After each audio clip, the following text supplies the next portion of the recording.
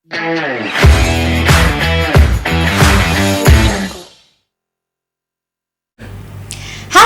welcome to Pojok Kelurahan, podcast jurnalistik dan obrolan kolaboratif Kelurahan LPDP UGM. Hai teman-teman semua, ketemu lagi berjumpa di Pojok Kelurahan yang berisi hal-hal yang seru dan menarik dari Kelurahan LPDP UGM.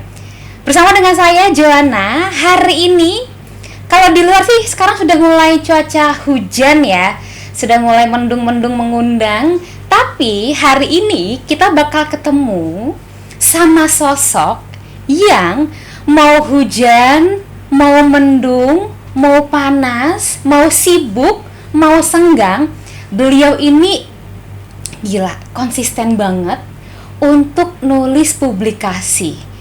Saya sampai penasaran, saya kira ini orang napas nggak ya? Karena cepet banget pace-nya. Nah, langsung nih kita akan sapa, kita sambut dengan tepuk tangan yang meriah Mas Hakam. Halo. Hai Mas Hakam. Halo. Hari ini sehat Mas? Alhamdulillah hari ini sehat. Sehat. Sempet tidur dengan nyenyak Mas? Iya sempet lah, alhamdulillah. Sempet bernapas Mas? Sempet bernafas. Beneran ini? Beneran. Karena kita kalau lihat ya di Instagramnya LPDP UGM, dirimu ini nangkring di Top Researcher Award Mas. Ya. Banyak banget publikasinya. Padahal sekarang baru masuk semester berapa? Semester 3. Oh, berarti semester 2 peralihan ya? Ya, 2 peralihan. Berarti kita masih hari-hari libur nggak sih sebenarnya? Tapi aku yakin sih meskipun libur, kayak kamu nggak meliburkan diri nggak sih? Iya, masih tetap gitu. Nulis? Iya, masih. Sekarang lagi nggarap berapa paper nih Mas? Untuk minggu ini itu dua paper yang lagi dikerjain. Per minggu 2. Jadi sekarang Iya. in total selama dirimu kuliah di UGM 2 semester ini sudah menelurkan berapa publikasi Mas? Selama di UGM ini itu ada sekitar 24 publikasi. Nah, dari totalnya kan ada sekitar 56 sebelum dulu masuk di UGM gitu. Jadi selama 2 semester ya, 12 bulan ada 24 publikasi. Wow, Mas kamu gilda sih Mas, membuat aku terheran-heran. Itu sempet tidur Mas? Sempet tidur. Sempet tidur. Itu semuanya kolaborasi dengan pihak lain atau semua first author sendiri? Beberapa juga kolaborasi. Kolaborasi, Iya. wah gila. Jadi sebenarnya Mas Hakam ini prodinya apa nih sekarang ambil di UGM nih? UGM ini Magister Teknik Industri. Teknik industri. Iya. Kalau wilayah publikasinya di bidang yang sama atau cukup luas? Cukup luas di engineering. Engineering ya. Iya. Oh, jadi kita akan kulik-kulik nih gimana tips, trik dan rahasia ya, resep-resepnya 2 semester Mas Hakam nulis 24 publikasi. Tapi pernah gagal nggak sih? Maksudnya pernah nggak tembus gitu nggak? Itu sering pasti. Sering. Iya, setiap minggu itu ada penolakan jurnal, itu pasti ada. Setiap minggunya. Tapi nggak nyerah ya? Nggak nyerah. Nggak nyerah. Tetap dicoba terus. Ini nih, juga kita perlu tahu apa sih mentalitinya. Tetap semangat nulis, Ya. ngirim, gagal coba lagi, perbaiki. Kita akan langsung bahas sama Mas Hakam. Mas, sebelum kita bahas lebih lanjut nih Mas Hakam, dirimu ini boleh dong sharing background akademiknya sebelum di UGM tuh seperti apa sih gitu? Oke, jadi untuk background akademik itu saya S1-nya dulu di teknik mesin. Kebetulan saya itu udah teknik dari sejak lahir ya, karena Gila. saya SMP-nya udah teknik gitu ya. Oh iya? Iya. Di mana? Saya dulu SMK di SMK Negeri 2 Pengasih, itu saya di teknik pemesinan. Kulon Progo nggak sih? Iya, Kulon Progo. Gila, anak Kulon Progo keren-keren. Itu SMP? SMK. SMK? Iya. Habis itu ke? Ke UNJ teknik mesin. Wah, sekarang teknik lagi nih. Iya, teknik industri teknik lagi. ya. Gila, Anak teknik. Keren sih. Teknik tuh background pendidikannya. Iya. Tapi memang suka teknik dan memang memperdalam itu Mas dari awal. Ketertarikanmu ke dunia teknik seperti apa sih awalnya? Karena menurut saya kan teknik kan penuh inovasi dan pengembangan, ada ide-ide baru, teknologi, jadi saya tertarik karena hal itu. Wih, jadi tapi kalau dikerucutin lagi nih, teknikmu tuh kamu sukanya apa lagi Mas yang kamu bener-bener sukai banget dalam teknik mesin ini? Oke, kalau untuk teknik sekarang kan di UGM kan teknik industri. Ini lagi ngembangin otomasi sama AI gitu sekarang. Oh, Udah ke eranya situ, ini ya, era-eranya ini ya. Iya. Maka anak muda ini kalau kita gandakan Mas Hakam ini kayak seru banget, Indonesia bisa naik ya. Apa namanya, posisi risetnya di dunia, karena Ya kita tahulah kita harus bersemangat dalam hal ini ya. Tapi Mas Hakam, sebetulnya apakah kuliah teknik UGM dengan LPDP is your dream? Yes. Yes. Ya. It's your dream. Iya. Kenapa UGM? Karena kan UGM yang jelas ya, pertama kan kampus terbaik ya di Indonesia. Nah, terus ada kesesuaian program studi. Nah, jadi karena saya ngambil teknik industri, terus di spesialisnya ada yang sama dengan bidang yang saya mau. Nah, itulah dream saya gitu. Kenapa saya harus ngambil di UGM dan lewat LPDP juga gitu. Tapi seberapa besar sih peran LPDP untuk Mas Hakam nih sampai hari ini nih? Kalau untuk perannya keseluruhan kan saya disupportnya oleh LPDP. Jadi menurut saya perannya 100%. Oh, bisa jadi. Iya. Dan bisa meneliti juga karena berkat LPDP support full untuk dari mulai biaya LOE dan sebagainya ya. Iya benar, karena di LPDP kan ada fasilitas kalau awardee itu bisa mengajukan untuk pembiayaan publikasi atau conference begitu. Jadi besar, udah conference berarti? Udah, tapi belum diajukan LPDP-nya. Belum diajukan? Ya, soalnya kemarin mepet waktunya. Oh, di Indo atau di luar? Kalau yang kemarin udah di Indo. Di Indo, oh. Iya. Masih mau nyoba yang luar atau udah cukup nih? Insya Allah nyoba yang luar buat ke LPDP itu. Tapi lagi tesis sekarang ya? Iya, lagi mulai tesis ini. Ambil apa ininya topiknya, Mas? Topik saya agak lumayan rumit. Jadi ini tesisnya itu saya bikin mesin 3D print untuk makanan. Makanan? Iya, jadi bisa nge-print makanan nanti. Keren sih. Tapi sebetulnya masalah utama teknik di Indonesia sekarang apa sih, Mas? Yang kamu pengen pecahkan tuh sebetulnya? Iya. Masalah utama teknik di Indonesia itu kadang beberapa teknologi yang kita buat itu mungkin belum bisa aplikatif untuk kita kembangkan di Indonesia. Itu yang problem penting atau yang menjadi hal utama. Karena kadang teknologi udah canggih, tapi ternyata mungkin kurang sesuai untuk diimplementasikan begitu. Oh, jadi soal implementasinya jadi Iya. penting. Teknik ini kan sebetulnya kita membayangkan, saya awam ya, Mas, saya bukan orang teknik, jadi saya bayangin tuh teknik kan bikin alat, bikin hal yang sifatnya aplikatif gitu kan. Tapi dirimu malah banyak bikin publikasi, riset. Apa yang mendorong kamu akhirnya terjun ke teknik tapi banyak di publikasi dan risetnya? Ya, karena menurut saya kalau publikasi, riset itu kan nanti bisa jadi portofolio kita. Jadi kan saya itu sesuai dengan tujuan karir masing-masing.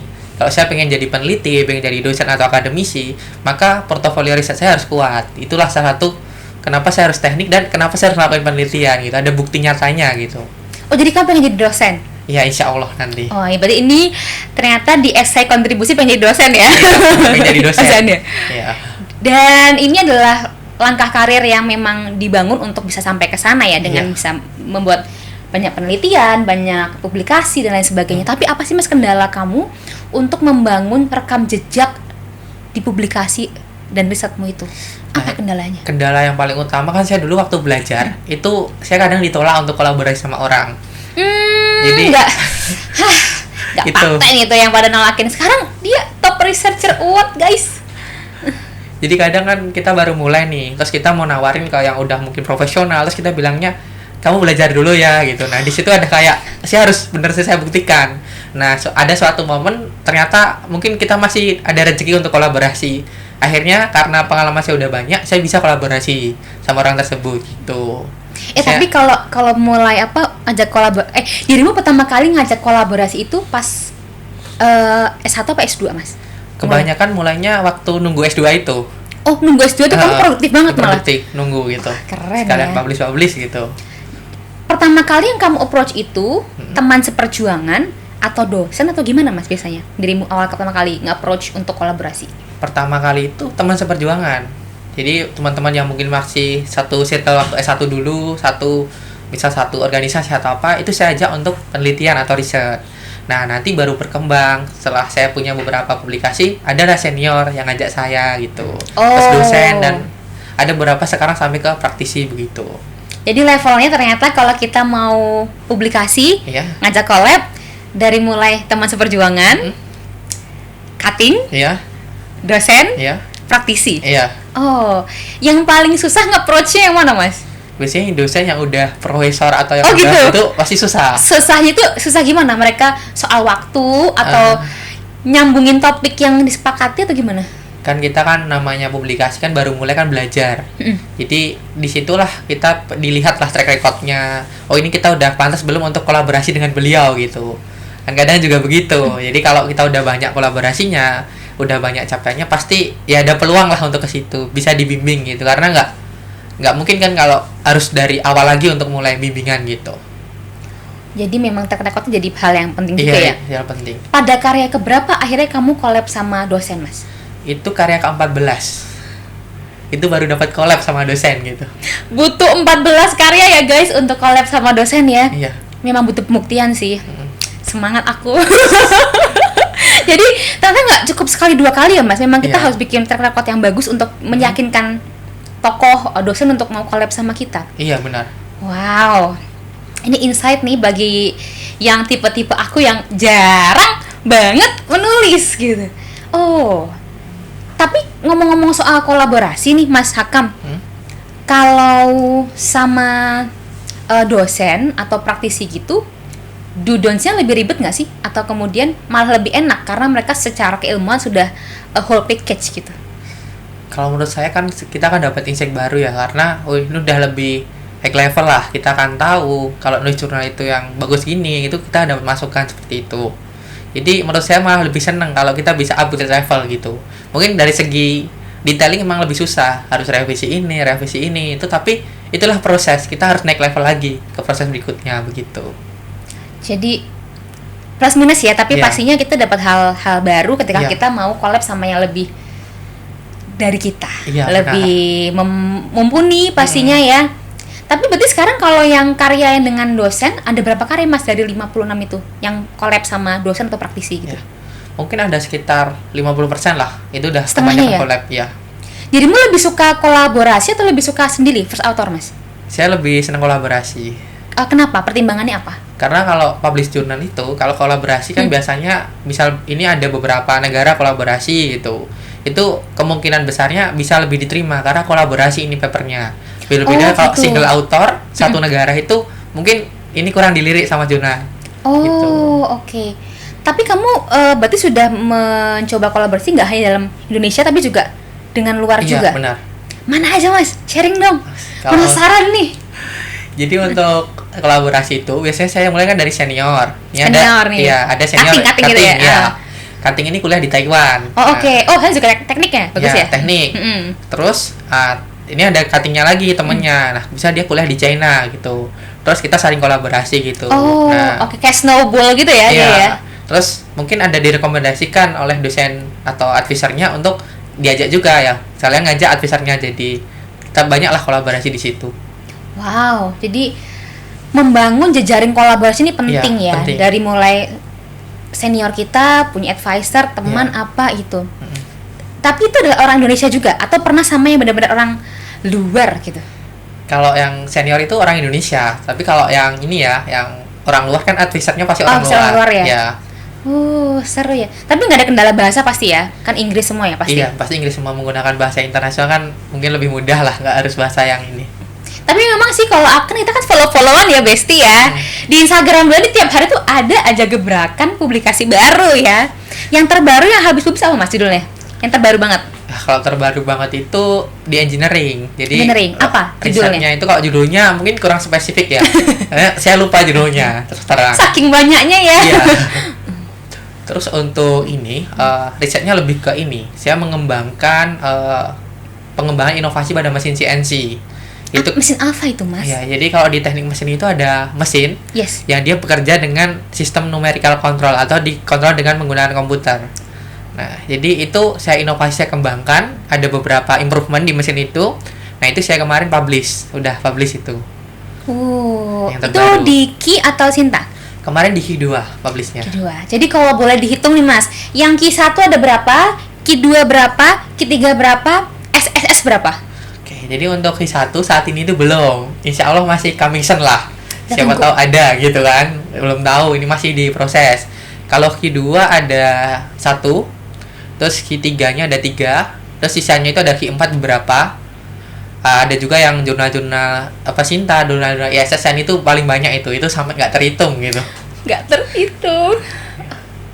Wah, banyak ya. Tapi kamu lebih suka masukin ke jurnal dalam negeri atau keluar Mas? Saya lebih senang keluar. Why? Pertimbangannya apa? Pertimbangannya karena kalau di luar kan, ini kan saya dari negara lain. Kalau dari negara lain kan, wah ada orang yang submit dari negara lain gitu, pasti kemungkinannya lebih bagus lah untuk diterima. Oh, lebih besar kansnya ya? Variatif lah kalau di jurnal itu. Kalau jurnal itu cuma satu negara yang diterima kan mungkin kurang variatif. Ya, biasanya kan negara lain itu tujuan saya seperti itu. Iya sih, menarik ya. Teman-teman juga bisa banget nih kalau mau kolaborasi, ngontak di bawah ini ya. Ada subtitlenya ya. Atau mungkin follow Instagram ya Mas kalau mau collab ya? Iya, boleh. Silahkan di follow, nanti tanya-tanya boleh, silahkan. Itu kasih tahu Mas Instagramnya. Ya, Instagram saya nanti bisa di follow ya, atau mungkin di ini namanya Hakam Ma'ruf _ Nah, nanti udah ketemu. Nah, tuh langsung. Tapi apakah kamu hanya menerima teman-teman seperteknikan atau menerima collab lintas jurusan? Untuk sejauh ini kan saya belum ke dosen ya, jadi saya masih mempertimbangkan, saya masih menerima collab antar yang beda jurusan. Yang penting mungkin saya masih nyambung untuk bisa membantu. Nah, gitu. jadi kita bisa collab sama aku, bisa nggak usah komunikasi pembangunan Mas? Mungkin nggak sama teknik kolaborasi? Mungkin bisa. Apa ya kira-kira yang kita bisa bahas ya Mas mungkin ya? di bidang development, di bidang Development ya, tapi ke teknik, nyambung. agak ke pengembangan teknik gitu ya. Benar, gitu. Kita nanti collab di belakang, habis ini Siap. ini. Tapi dengan kesibukan meneliti, nulis publikasi, how you manage your daily schedule dan manage waktu gimana? Kemarin kan kuliah kan 2 semester pasti penugasan dari kampus ada. Ikut apa di kampus Mas kegiatan? Ini apa? Himpunan mahasiswa jurusan ikut. Oke, jurusan ikut. Apalagi tuh kesibukannya? Kesibukannya itu aja sih, paling sama kuliah. Sama kuliah. Gimana manage semuanya Mas? Waktunya kamu ada time schedule atau gimana untuk manage semua kesibukan dan tetap produktif nulis 24 publikasi? Kalau itu ada time schedule, misal di hari ini ya, kalau hari kuliah saya harus fokus ke kuliah. Biasanya paper itu saya kerjain di hari weekend. Weekend itu full begadang ngerjainnya, karena ya itulah waktu luangnya gitu. Nah, terus nanti mungkin kalau di samping kegiatan lain itu kan di weekend lah bisa gitu. Jadi optimalin di weekend kalau nulis paper itu. Jadi ketika hari weekend orang-orang pacaran, kamu enggak Mas? Ya mungkin ada atau sesi ya, kamu ngerjain paper sama pacarmu? Ya mungkin ada beberapa kolaborasi gitu ya. Dengan pacar sendiri. Jadi 1 minggu itu hari produktif malah ya? Iya. Tidak ada leha-leha. Menangis aku mendengarnya. Dengan hal tersebut artinya kan kamu sudah bisa melihat ini ya Mas, topik-topik mana yang digemari oleh reviewer, topik apa yang kemudian menarik, yang penting apa sih Mas tips-tips untuk memilih topik yang kayaknya oke dan bakal tembus di publikasi gitu. Jadi untuk topik itu biasanya kan kita ngeliat jurnal kan ada sekupnya ya, sekup atau cakupan jurnal itu apa aja. Nah itu yang pertama. Nah yang kedua, kalau di jurnal itu menawarkan spesial isu atau isu spesial, nah di situ ada topik yang menarik. Nah di situ nanti biasanya ada deadline-nya, kita harus ngumpulin tanggal sekian. Biasanya kalau spesial isu itu banyak lah yang minat, jadi kita submit aja di situ. Nanti siapa tahu kan ada rezeki buat diterima gitu, karena jurnal itu ya kadang harus terus dicoba, kadang ya di reject, kadang ya diterima gitu. Satu jurnal itu ketika kamu kirim tuh Mas, proses untuk menelitinya berapa lama sih Mas per jurnal itu, per satu riset tuh? Kalau per satu riset itu tergantung ya dari kesulitan penelitiannya. Ada yang sampai setahun gitu, karena ngambil data setiap bulan gitu ada. Yang paling cepat ada nggak Mas? Yang paling pendek kamu cepet banget proses garapnya gitu? Kalau yang paling cepat itu ada sih beberapa, paling cuma sampai 2-3 bulan gitu. Itu kan kebanyakan collab, jadi ngerjainnya cepat gitu. Oh, berarti kamu brainstorming topiknya dulu atau menentukan jurnal atau konferensi yang mau dituju dulu? Yang mana dulu Mas? Ya, itu ada tergantung juga. Oh, tergantung juga. Ya. Kadang kalau topiknya ini, itu saya langsung submit aja kalau jurnal ya. Kalau ke jurnal, artikelnya langsung saya submit di situ. Itu udah paling sesuai kan, nggak ngejar waktu. Tapi kalau conference, biasanya cari conference, nah itu kan kita ngejar waktu. Jadi tentuin conference-nya dulu, karyanya mau bikin apa, masih ngejar nggak waktu buat penelitian, buat olah data, dan untuk nulis papernya gitu. Wow. Tapi ada nggak sih cara untuk memilih, oh ini kayaknya jurnalnya oke, oh ini kurang oke, oh konferensinya nih kayaknya bagus nih, oh ini nggak bagus nih, ada nggak tipsnya Mas? Oke, tipsnya kalau jurnal itu biasanya selama yang pertama kan pasti ada di list predatory jurnal, itu nggak masuk ke situ ya. List ada di bawah ini ya. Bawah ini ya. Terus yang kedua itu kadang kan jurnal ada yang mencurigakan, misal terbitan tahun 2024-nya cuma 100, 2025 udah 1000 nih, ada peningkatan yang signifikan, itu bahaya. Bahaya. Iya. Itu di bagian mana ngelihatnya? Mungkin bagi orang-orang awam seperti aku, gimana cara ngelihatnya gitu spesifik tuh gimana, Mas? Biasanya kan kita kalau sudah Scopus itu kita search IDSN-nya atau nama jurnalnya itu keluar. Nah, dari situ kita bisa tahu, oh ini setahunnya ada terbitannya, ada track record-nya lah, publikasinya itu setiap tahunnya berapa. Nah, itu kalau banyak biasanya dicurigai. Oke.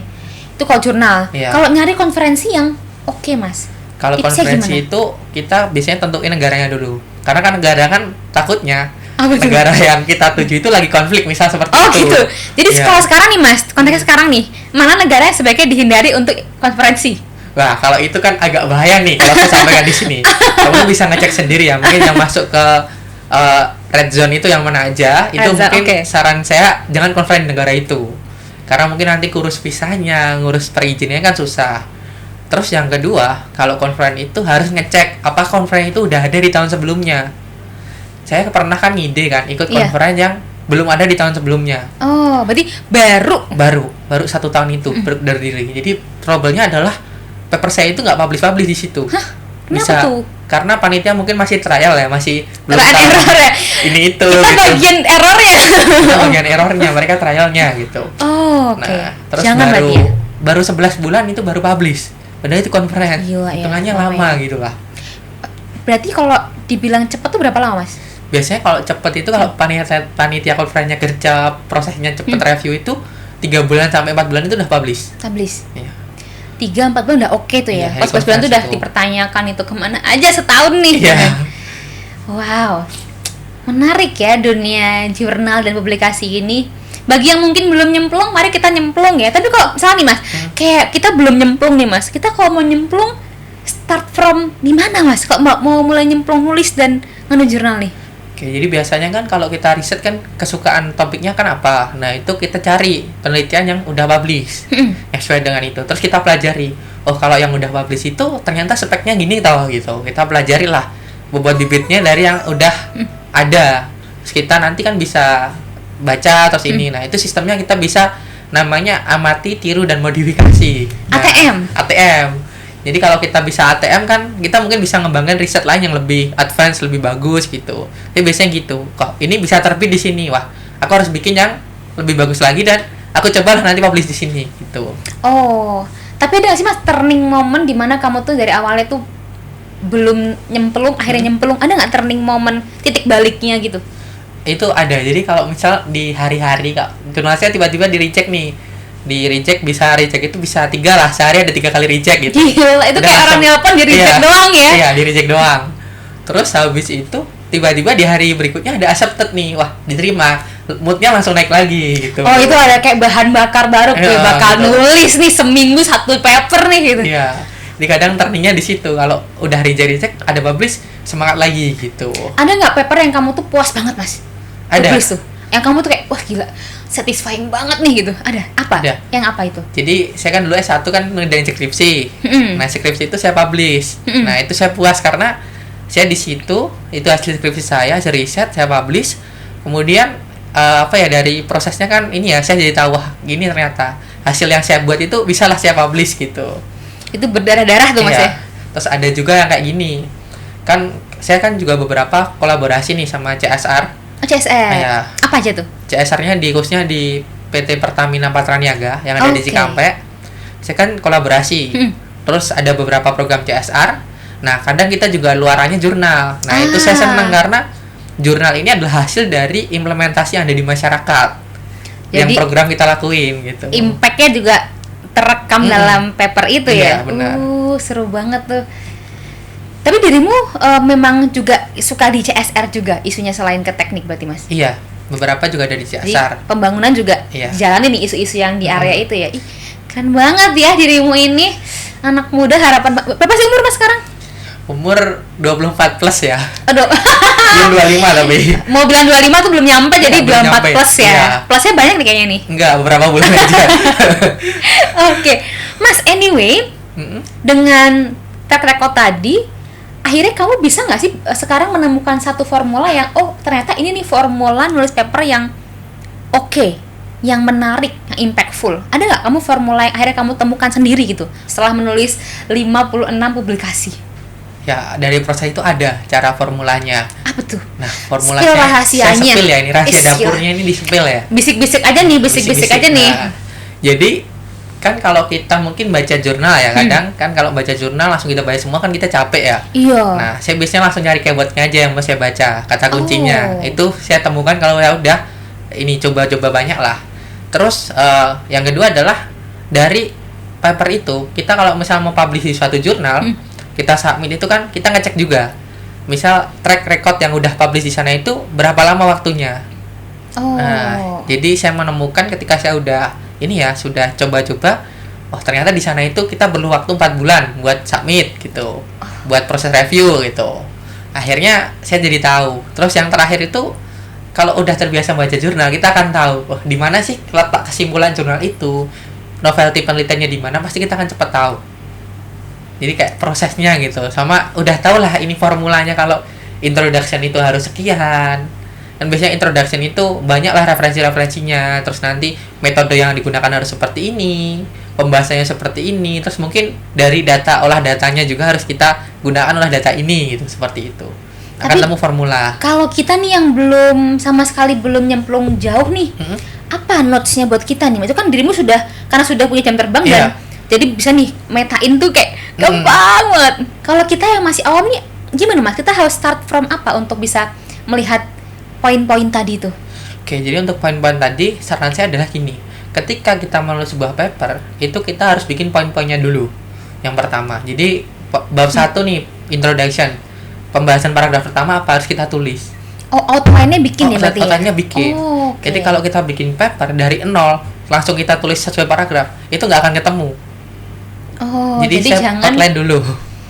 Jadi outline-nya clear tuh ya semua ya. Ya, outline terus nanti dibagi mungkin kalau per tim kita bagi, kalau ngajak dosen atau akademisi ya kita konsultasikan gitu. Jadi lebih cepat nanti jadinya gitu.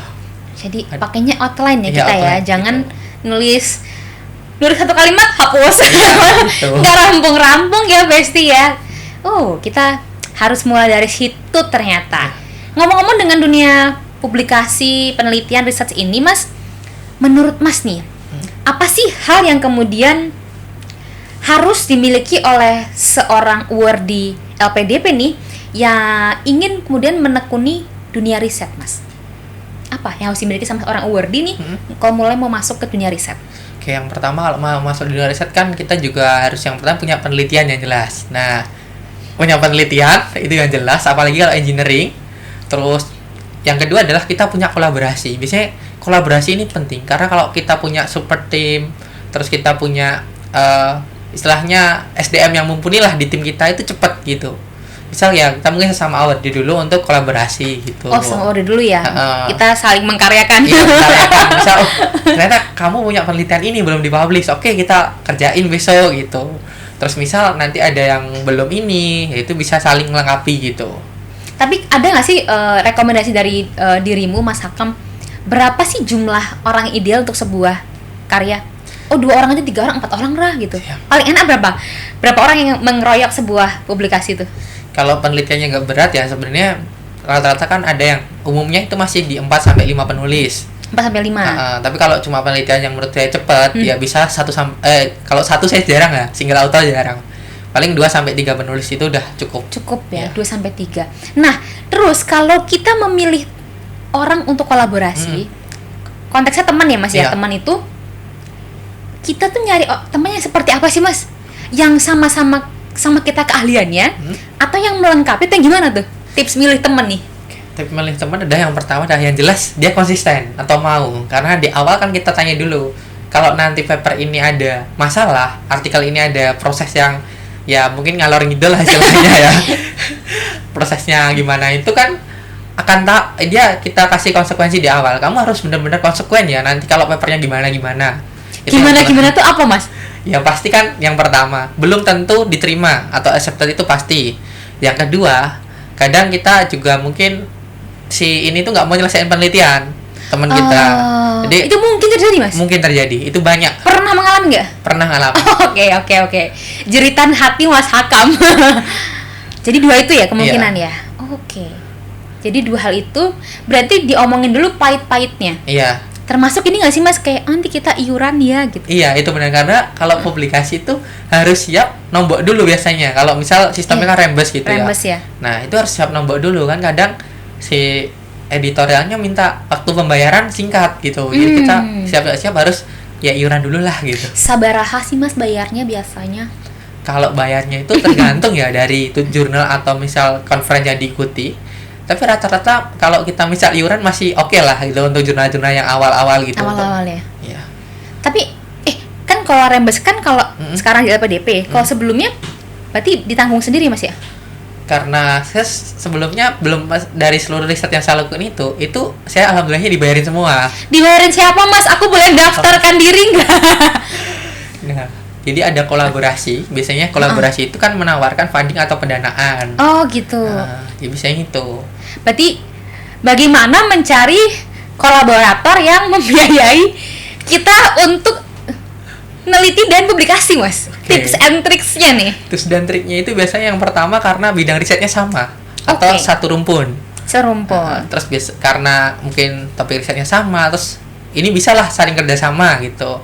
Nah, kita kan nanti mungkin kita banyak job desk-nya di penulis. Nah, beliau ini nanti di bagian yang membayari ya, atau dan review.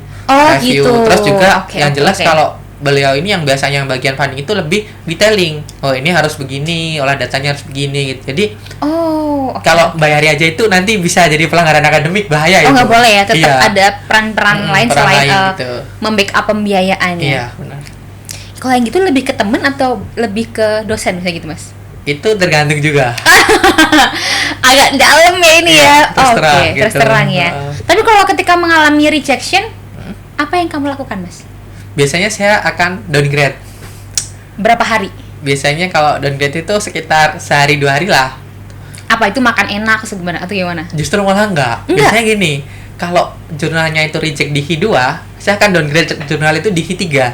Oh, jadi kamu turunkan indeksnya dia ke ketiga, publish ke sana.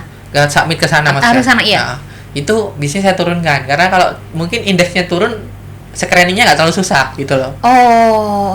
Iya. Tapi tidak ada hari-hari sedih ya kalau reject ya. Harus semangat gitu. Oh, semangat ya. Makin semangat malah akhirnya. Semangat gitu. Jadi tidak kenal menyerah lah seorang peneliti itu ya. Iya. Jadi teman-teman kalau di reject it's a normal things ya dalam penelitian ya. Tidak boleh berputus asa. BTW Mas Hakam, ini kalau konteksnya buat kita semua nih teman-teman di Kelurahan LPDP UGM, kalau pengen kemudian meningkatkan jumlah publikasi, gimana nih caranya Mas? Ningkatin jumlah publikasinya biar bisa pace-nya cepet lah, secepat Hakam misalnya 24 publikasi dalam 2 semester gitu. Gimana cara ningkatin pace kecepatan buat ngelahirin si jurnal publikasi itu? Jadi kalau saya biasanya punya target submit. Ya, misal misal di minggu ini nih saya udah submit 2. Ya minggu depan mungkin rehat dulu gitu. Terus minggu depannya lagi saya punya target, deadline-nya harus disubmit sekian gitu. Nah, biasanya punya target.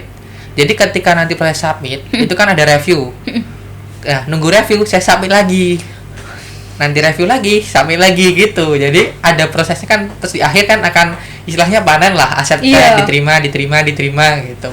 Jadi kalau nunggu review itu jangan sampai nggak ngapa-ngapain, harus submit lagi gitu. Tidak ada waktu berleha-leha, tetap selalu jalan terus ya Mas ya, karena kita di era yang memang harus kecepatan jadi kunci ya di era ini ya. Jadi ya kita tetap tidak ada hari libur, bolehlah self reward tapi tetap gas penelitiannya. Kalau boleh kasih 3 pesan kunci Mas buat Wordy dan siapapun yang nonton podcast ini, 3 tips kunci untuk bisa konsisten, mau, seneng, neliti dan publikasi Mas. 3 pesan kunci. 3 pesan kunci ya. Yang pertama adalah kamu tentukan apa yang menjadi tujuanmu di masa depan. Nah, jadi tujuan di masa depan menjadi peneliti, akademisi, itu jangan lupa untuk kita mulai untuk pelatihan publikasi gitu lah. Nah, yang kedua adalah tidak ada proses yang mulus kalau dalam publikasi itu. Kalau kita submit ternyata ke reject-nya panen, sehari bisa langsung 3 kali reject gitu. Itu jangan menyerah gitu. Karena kalau kita menyerah, kita nggak akan punya kesempatan. Jadi kalau jurnalnya menyerah kan udah dimasukin di folder, udah lah nggak disubmit lagi. Tapi kalau kita nyoba, kita submit di jurnal lain, itu biasanya akan lebih ada peluang lah istilahnya. Dicoba aja. Nah, insya Allah nanti adalah rezeki di mana jurnal kamu itu diterima gitu. Terus yang ketiga adalah, ini ada kata-kata motivasi dari saya ini. Asik, kata-kata hari ini. Catat. Nah, jadi menurut saya adalah masa muda adalah masa terbaik untuk memulai masa depan. Dan masa depan adalah milik mereka yang percaya akan mimpinya. Tepuk tangan dong teman-teman. Keren banget. Mas, dengan sekarang pencapaianmu sampai titik ini, what's next? Oke, next saya akan coba untuk lebih banyak publikasi lagi. Banyak publikasi lagi. Karena mungkin kan sekarang kan baru di Q2, Q3 kan jurnalnya. Jadi nanti saya coba, insya Allah ya, semoga ada yang di Q1 atau mungkin nanti ada yang lebih tinggi lagi gitu ya. Jadi tetap terus publikasi. Tapi what's your biggest dream, PTW? Untuk mimpi terbesar saya adalah ketika nanti saya publikasi. Jadi kan yang pertama kan kalau kita punya banyak track record nih. Yes. Nanti semoga mimpi saya untuk lanjut S3 itu bisa lebih mudah. Oh, iya. Sudah planning S3 dalam atau luar negeri? Insya Allah nanti doanya aja ya, ada di luar saya insya Allah untuk targetnya begitu. Kita aminkan teman-teman ya, dan semoga juga harapan teman-teman semua mungkin juga pengen S3 dilancarkan, dimudahkan, amin ya rabbal alamin.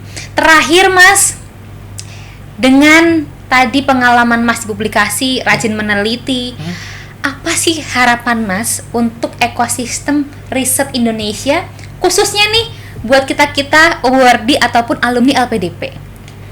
Jadi harapan saya adalah nanti dari alumni LPDP ini kan udah ada beberapa yang menjadi planning ya, menjadi peneliti, menjadi pengajar atau akademisi.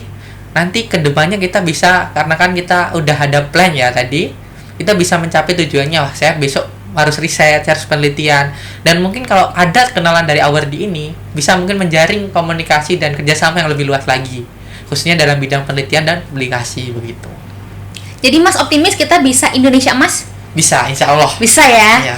Beri aku 10 Mas Hakam, maka akan kugoncangkan dunia. Mas, thank you so much. Senang banget hari ini kita bisa dapat inspirasi, insight dari anak muda 24 plus ya. Ya. Yang suka meneliti, rajin publikasi, dan tidak menyerah akan mimpinya. Mas, thank you so much. Semoga lancar studi S2-nya. Lagi tesis kan? Iya, lagi tesis. Udah sempro? Belum. Kita tunggu ya guys ya, sempronya dan lancar semuanya. Bisa menginspirasi teman-teman di luar sana, termasuk juga ke sesama awardee LPDP. Thank you Mas, makin sukses menyala karirnya dan juga tesisnya, dan ditunggu 100 publikasi barunya di Q1. Amin. Thank you so much teman-teman di Pojok Kelurahan. Sampai jumpa di episode lainnya dengan sosok-sosok keren menginspirasi hanya dengan di Kelurahan LPDP UGM. Thank you.